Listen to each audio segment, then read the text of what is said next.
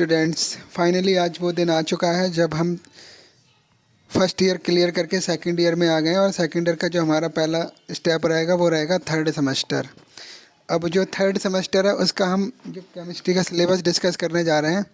तो जो सिलेबस दे रखा है बहुत ही ज़बरदस्त सिलेबस है ये और बहुत अच्छा सिलेबस है। और जो हमारा थ्योरी का पेपर रहेगा उसका जो टाइटल है हमारा, उसका नाम है chemical dynamics and coordination chemistry.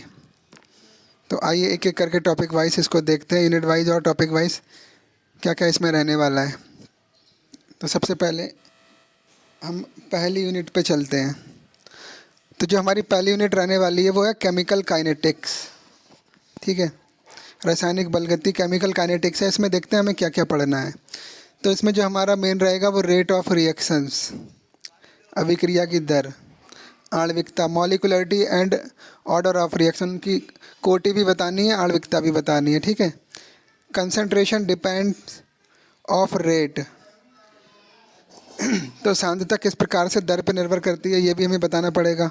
Mathematical characteristics हैं, सिंपल केमिकल रिएक्शन जैसे जीरो ऑर्डर रिएक्शन हो गई हमारी, first order, second order, pseudo order, उनका अर्धायु काल भी बताना है, हाफ लाइफ पीरियड और मीन लाइफ भी, हाफ लाइफ और मीन लाइफ भी बताना है, और determination of the order of reaction. ठीक है, ऑर्डर ऑफ रिएक्शन का निर्धारण करना है। अब उनके जो मेथड है जैसे डिफरेंशियल मेथड है, इंटीग्रेशन मेथड है, हाफ लाइफ मेथड है और आइसोलेशन मेथड है, इन सब का हमें यूज़ करके बताना है कि रेट ऑफ रिएक्शन या ऑर्डर ऑफ रिएक्शन हम कैसे बता सकते हैं। तो इसका जो नेक्स्ट पार्ट है थ्योरीज ऑफ केमिकल काइनेटिक्स। ठीक है, रासायनिक बलगति के सिद्धांत, थ्योरीज ऑफ केमिकल काइनेटिक्स। अब इसमें भी देखो दे रखा है इफेक्ट ऑफ टेम्परेचर और रेट ऑफ रिएक्शन, अभिक्रिया की दर पर जो ताप का प्रभाव है वो हमें बताना है। आर्हीनियस समीकरण बतानी है हमें। उसके आधार पर हमें एक्टिवेशन एनर्जी निकालनी है, सक्रियण ऊर्जा, कोलिजन स्टेट थ्योरी बतानी है, ट्रांजिशन थ्योरी बतानी है। फिर इसके बाद हमें थर्मोडायनेमिक एस्पेक्ट्स के बारे में बताना है, लेकिन इनका डेरिवेशन नहीं देना है। अब हम सेकेंड यूनिट में आएंगे तो ये हमारी केमिकल इक्विलिब्रियम। ठीक है, केमिकल इक्विलिब्रियम में जब हम देखेंगे हमें क्या क्या करना है, फ्री एनर्जी बतानी है, इक्विलिब्रियम कांस्टेंट बताना है, thermodynamics, derivation of law of mass action, द्रव्यानुपातिक क्रिया का नियम बताना है, ली चैटरल प्रिंसिपल बतानी है हमें, लासा तेलिया का नियम, रिएक्शन आइसोथर्म और रिएक्शन आइसोकॉर बताना है हमें, क्लिपायरॉन क्लासियस इक्वेशन और इसकी एप्लीकेशन भी देनी है। तो सेकंड यूनिट हमारी ये हो गई। अब हम थर्ड यूनिट देखेंगे तो थर्ड यूनिट हमारी जो रहेगी वो है फेज इक्विलिब्रियम। ठीक है, प्रवस्था साम्यावस्था।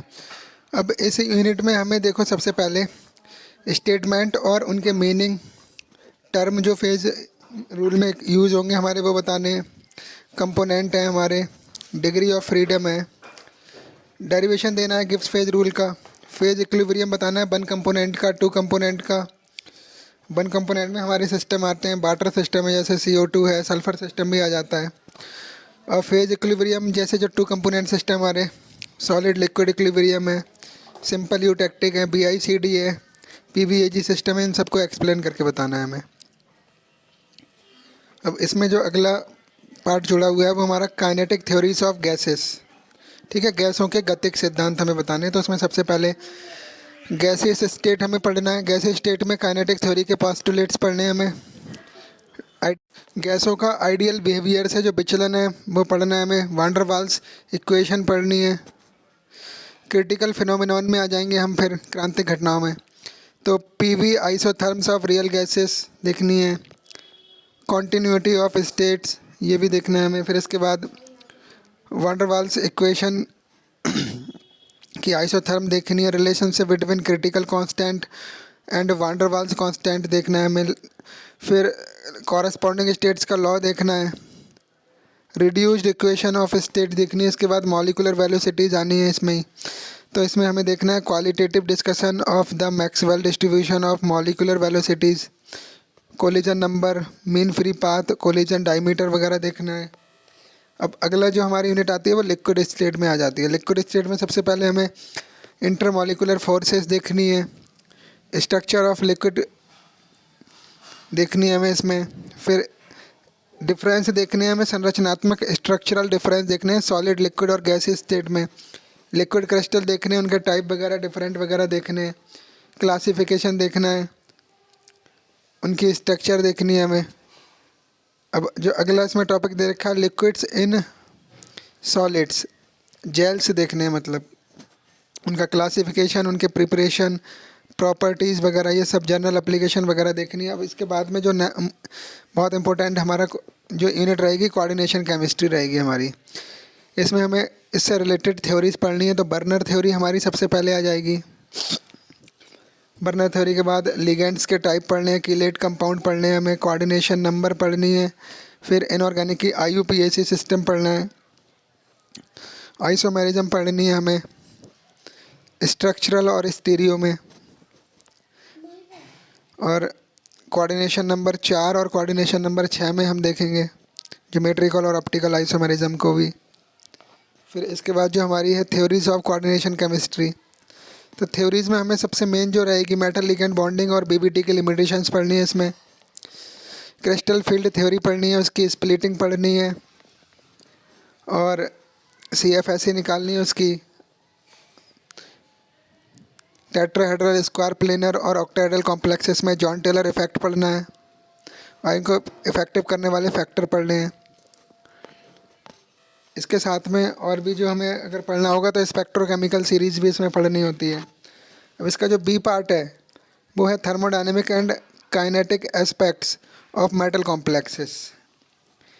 इससे रिलेटेड भी हमें जो टॉपिक दे रखे हैं वो पढ़ने हैं। इसमें सबसे ज़्यादा जो इम्पोर्टेंट रहता है वो स्टेबिलिटी कांस्टेंट रहता है कॉम्प्लेक्सेस का, और